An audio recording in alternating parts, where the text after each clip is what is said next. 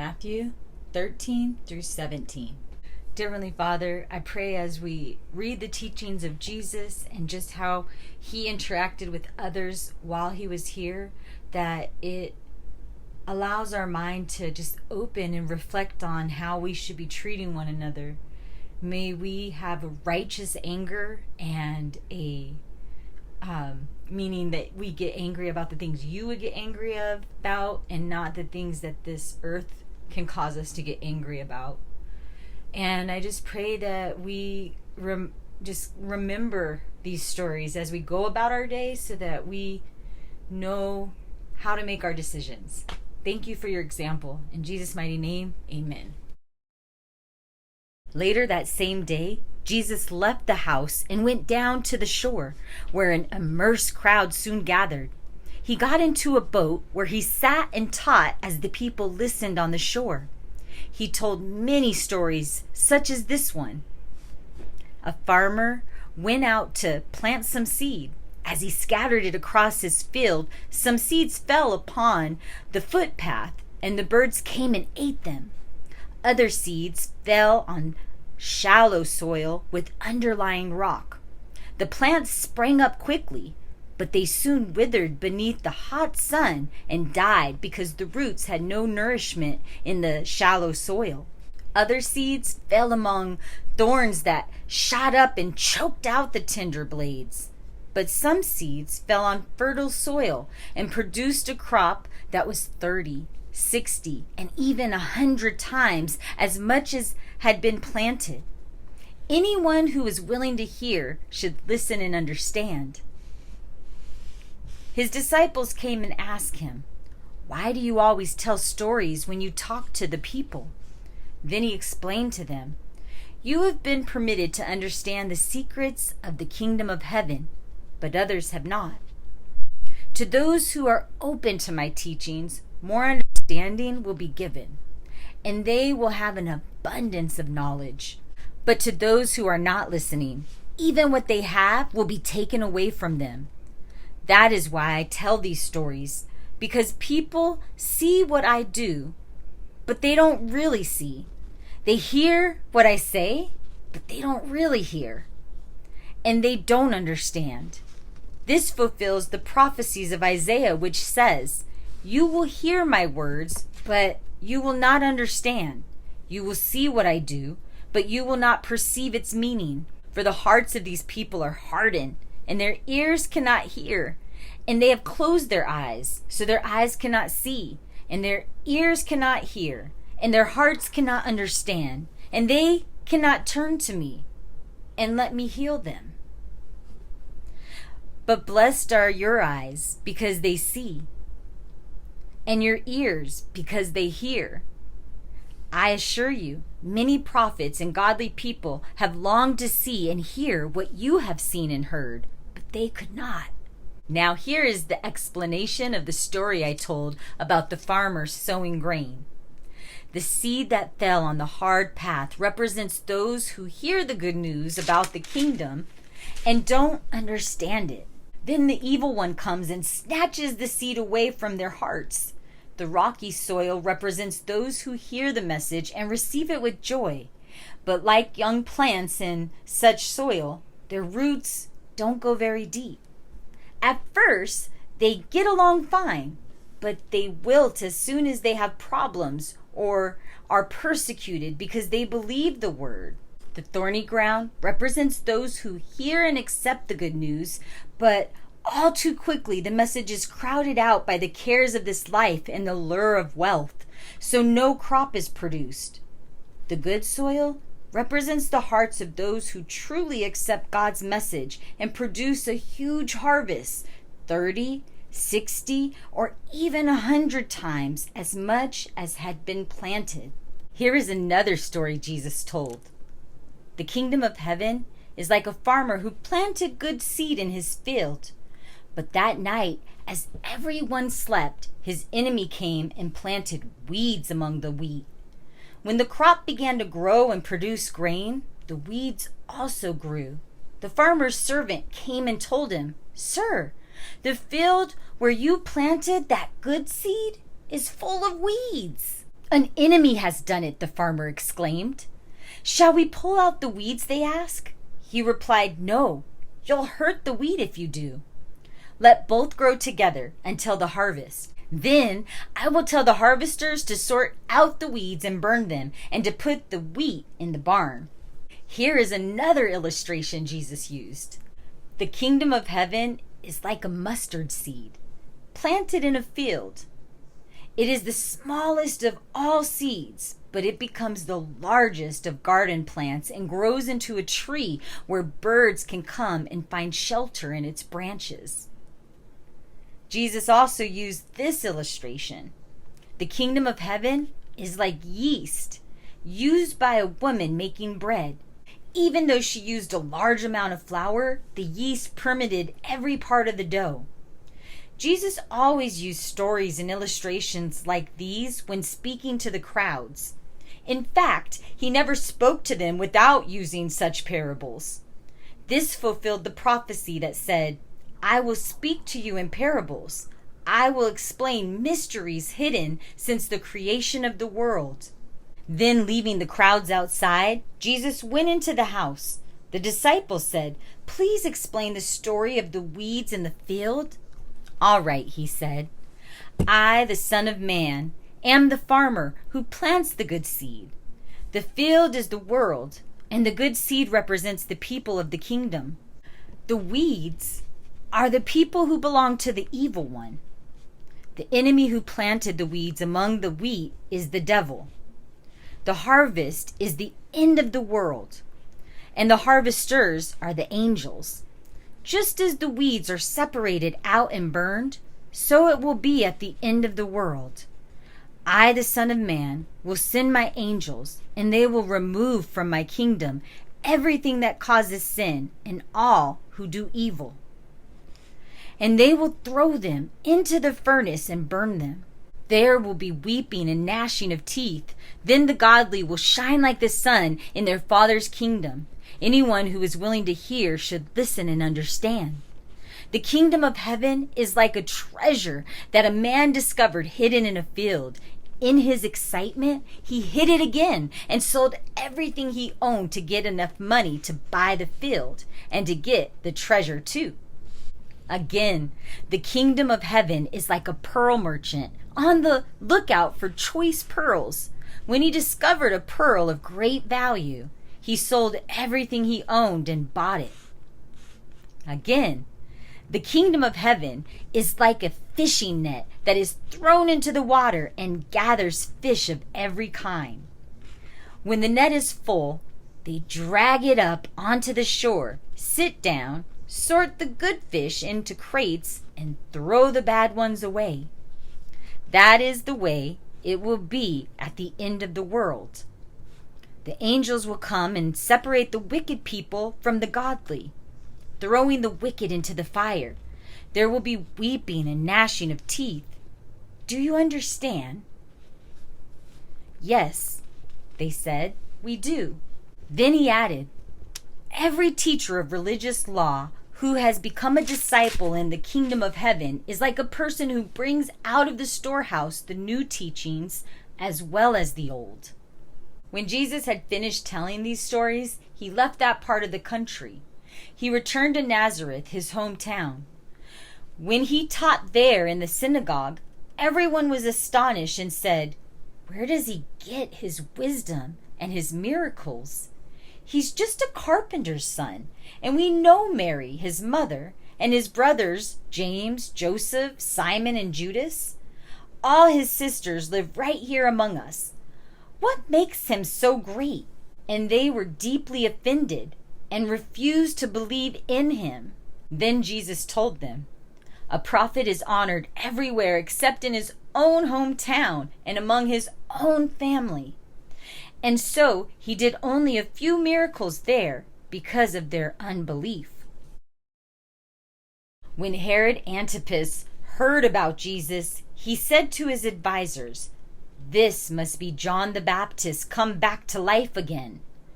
That is why he can do such miracles. For Herod had arrested and imprisoned John as a favor to his wife, Herodias, the former wife of Herod's brother Philip. John kept telling Herod, "It is illegal for you to marry her." Herod would have executed John, but he was afraid of a riot because all the people believed John was a prophet.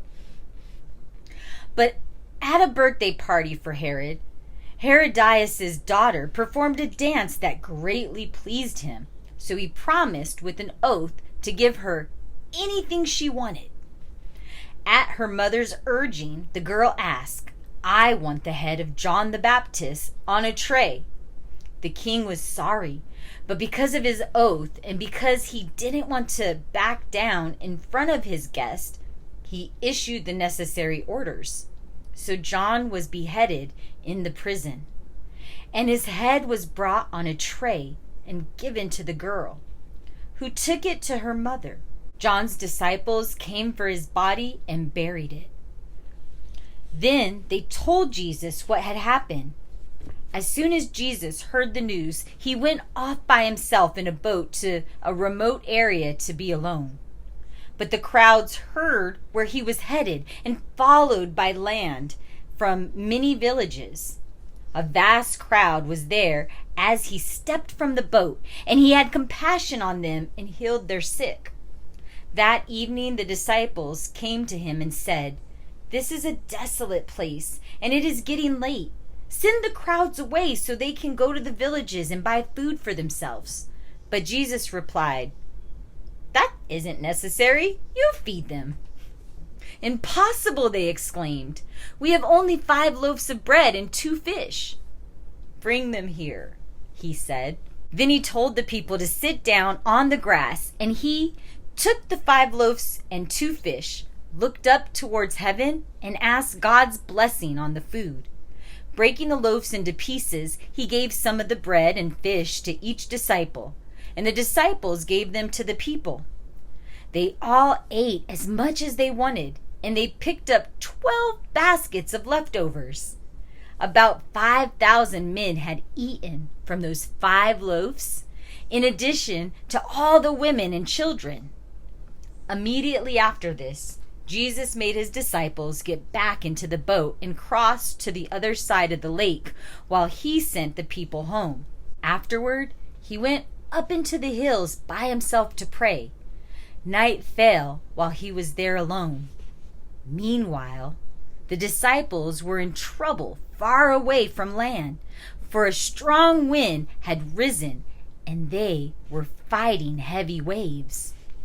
About 3 o'clock in the morning, Jesus came to them, walking on the water. When the disciples saw him, they screamed in terror, thinking he was a ghost. But Jesus spoke to them at once. "It's all right," he said. "I'm here. Don't be afraid." Then Peter called to him, "Lord, if it is really you, tell me to come to you by walking on water." "All right, come," Jesus said. So Peter went over the side of the boat and walked on the water towards Jesus. But when he looked around at the high waves, he was terrified and began to sink. "Save me, Lord," he shouted. Instantly, Jesus reached out his hand and grabbed him. "You don't have much faith," Jesus said. "Why did you doubt me?" And when they climbed back into the boat, the wind stopped. Then the disciples worshipped him. "You really are the Son of God," they exclaimed. After they had crossed the lake, they landed at Gennesaret. The news of their arrival spread quickly throughout the whole surrounding area, and soon people were bringing all their sick to be healed. The sick begged him to let them touch even the fringe of his robe, and all who touched it were healed. Some Pharisees and teachers of religious law now arrived from Jerusalem to interview Jesus. "Why do your disciples disobey our age-old traditions?" they demanded. "They ignore our tradition of ceremonial hand-washing before they eat." Jesus replied, "And why do you, by your traditions, violate the direct commandments of God? For instance, God says, Honor your father and mother, and anyone who speaks evil of father or mother must be put to death. But you say, you don't need to honor your parents by caring for their needs if you give the money to God instead. And so, by your own tradition, you nullify the direct commandment of God. You hypocrites! Isaiah was prophesying about you when he said, "These people honor me with their lips, but their hearts are far away. Their worship is a farce, for they've replaced God's commands with their own man-made teachings." Then Jesus called to the crowds and said, "Listen to what I say and try to understand. You are not defiled by what you eat. You are defiled by what you say and do." Then the disciples came to him and asked, "Do you realize you offended the Pharisees by what you just said?" Jesus replied, "Every plant not planted by my heavenly Father will be rooted up, so ignore them. They are blind guides leading the blind, and if one blind person guides another, they will both fall into a ditch."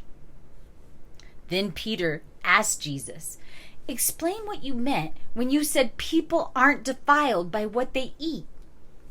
"Don't you understand?" Jesus asked him. "Anything you eat passes through the stomach and then goes out of the body. But evil words come from an evil heart and defile the person who says them. For from the heart come evil thoughts, murder, adultery, all other sexual immorality, theft, lying, and slander. These are what defile you. Eating with unwashed hands could never defile you and make you unacceptable to God." Jesus then left Galilee and went north to the region of Tyre and Sidon. A Gentile woman who lived there came to him, pleading, "Have mercy on me, O Lord, Son of David, for my daughter has a demon in her, and it is severely tormenting her." But Jesus gave her no reply, not even a word. Then his disciples urged him to send her away. "Tell her to leave," they said. "She is bothering us with all her begging." Then he said to the woman, "I was sent only to help the people of Israel, God's lost sheep, not the Gentiles." But she came and worshipped him and pleaded again, "Lord, help me. It isn't right to take food from the children and throw it to the dogs," he said. "Yes, Lord," she replied, "but even dogs are permitted to eat crumbs that fall beneath their master's table." "Woman," Jesus said to her, "your faith is great.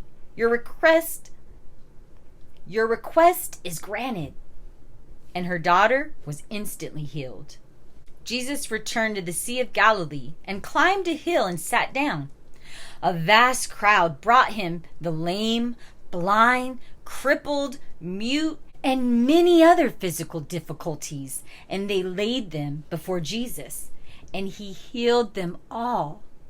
The crowd was amazed. Those who hadn't been able to speak were talking. The crippled were made well. The lame were walking around, and those who had been blind could see again. And they praised the God of Israel. Then Jesus called his disciples to him and said, "I feel sorry for these people. They have been here with me for 3 days, and they have nothing left to eat. I don't want to send them away hungry, or they will faint along the road." The disciples replied, "And where would we get enough food out here in the wilderness for all of them to eat?" Jesus asked, "How many loaves of bread do we have?" They replied, 7, and a few small fish. So Jesus told all the people to sit down on the ground. Then he took the 7 loaves and the fish, thanked God for them, broke them into pieces, and gave them to the disciples, who distributed the food to the crowds. They all ate until they were full, and when the scraps were picked up, there were 7 large baskets of food left over. There were 4,000 men who were fed that day, in addition to all the women and children. Then Jesus sent the people home, and he got into a boat and crossed over to the region of Magadan. He got into a boat and crossed over to the region of Magadan. One day the Pharisees and the Sadducees came to test Jesus' claims by asking him to show them a miraculous sign from heaven. He replied, "You know the saying, red sky at night means fair weather tomorrow. Red sky in the morning means foul weather all day. You are good at reading the weather signs in the sky, but you can't read the obvious signs of the times. Only an evil, faithless generation would ask for a miraculous sign, but the only sign I will give them is the sign of the prophet Jonah." Then Jesus left them and went away. Later, after they crossed to the other side of the lake, the disciples discovered they had forgotten to bring any food. "Watch out," Jesus warned them. "Beware of the yeast of the Pharisees and Sadducees." They decided he was saying this because they hadn't brought any bread. Jesus knew what they were thinking, so he said, "You have so little faith. Why do you worry about having no food? Won't you ever understand? Don't you remember the 5,000s I fed with 5 loaves and the baskets of food that were left over? Don't you remember the 4,000 I fed with 7 loaves with baskets of food left over? How could you ever think I was talking about food? So again I say, beware of the yeast of the Pharisees and Sadducees." Then, at last, they understood that he wasn't speaking about yeast or bread, but about the false teachings of the Pharisees and the Sadducees, however you say it. When Jesus came to the region of Caesarea Philippi, he asked his disciples, "Who do people say that the Son of Man is?" "Well," they replied, "some say John the Baptist, some say Elijah, and others say Jeremiah or one of the other prophets." Then he asked them, "Who do you say I am?" Simon Peter answered, "You are the Messiah, the Son of the living God." Jesus replied, "You are blessed, Simon, son of John, because my Father in heaven has revealed this to you. You did not learn this from any human being. Now I say to you that you are Peter. And upon this rock I will build my church, and all the powers of hell will not conquer it. And I will give you the keys of the kingdom of heaven. Whatever you lock on earth will be locked in heaven, and whatever you open on earth will be opened in heaven." Then he sternly warned them not to tell anyone that he was the Messiah. From then on, Jesus began to tell his disciples plainly that he had to go to Jerusalem, and he told them what would happen to him there. He would suffer at the hands of the leaders and the leading priests and the teachers of religious law. He would be killed, and he would be raised on the 3rd day. But Peter took him aside and corrected him. "Heaven forbid, Lord," he said. "This will never happen to you." Jesus turned to Peter and said, "Get away from me, Satan. You are a dangerous trap to me. You are seeing things merely from a human point of view and not from God's." Then Jesus said to the disciples, "If any of you wants to be my follower, you must put aside your selfish ambitions, shoulder your cross, and follow me. If you try to keep your life for yourself, you will lose it. But if you give up your life for me, you will find true life." And how do you benefit if you gain the whole world but lose your own soul in the process? Is anything worth more than your soul? For I, the Son of Man, will come in the glory of my Father and his angels, and will judge all people according to their deeds. And I assure you that some of you standing here right now will not die before you see me, the Son of Man, coming in my kingdom. 6 days later, Jesus took Peter and the 2 brothers, James and John, and led them up a high mountain. As the men watched, Jesus' appearance changed, so his face shone like the sun, and his clothing became dazzling white. Suddenly, Moses and Elijah appeared and began talking with Jesus. Peter blurted out, "Lord, this is wonderful! If you want me to, I'll make 3 shrines, one for you, one for Moses, and one for Elijah." But even as he said it, a bright cloud came over them, and a voice from the cloud said, "This is my beloved Son, and I am fully pleased with him. Listen to him." The disciples were terrified and fell face down on the ground. Jesus came over and touched them. "Get up," he said. "Don't be afraid." And when they looked, they saw only Jesus with them. As they descended the mountain, Jesus commanded them, "Don't tell anyone what you have seen until I, the Son of Man, have been raised from the dead." His disciples asked, "Why do the teachers of religious law insist that Elijah must return before the Messiah comes?" Jesus replied, "Elijah is indeed coming first to set everything in order. But I tell you, he has already come. But he wasn't recognized, and he was badly mistreated. And soon the Son of Man will also suffer at their hands." Then the disciples realized he had been speaking of John the Baptist. When they arrived at the foot of the mountain, a huge crowd was waiting for them. A man came and knelt before Jesus and said, "Lord, have mercy on my son, because he has seizures and suffers terribly. He often falls into the fire or into the water, so I brought him to your disciples, but they couldn't heal him." Jesus replied, "You stubborn, faithless people, how long must I be with you until you believe? How long must I put up with you?